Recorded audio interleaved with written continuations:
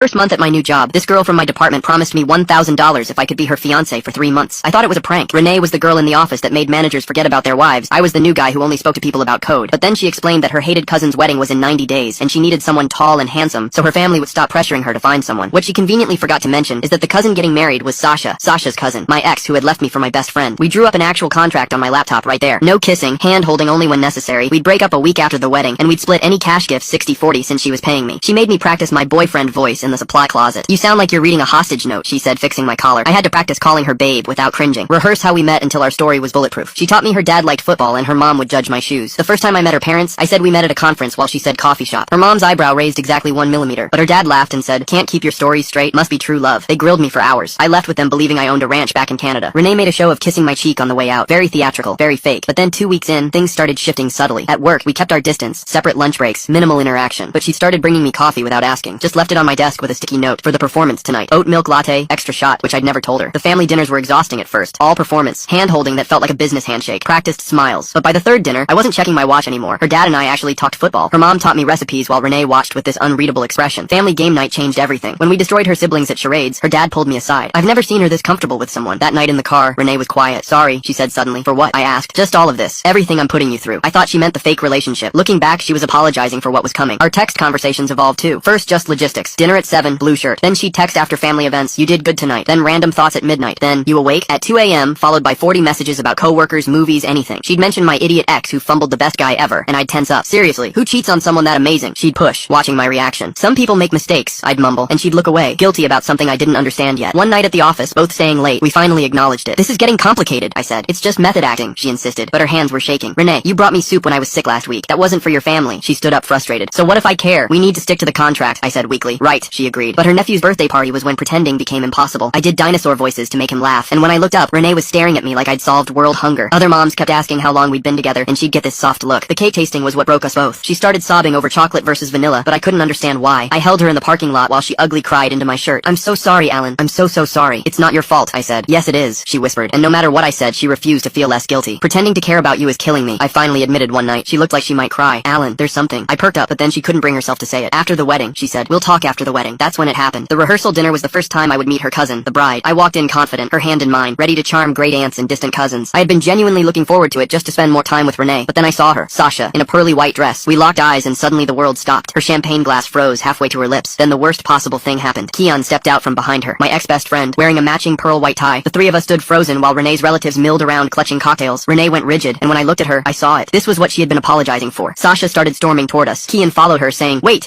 I can't do this." I turned to Renee. "Please,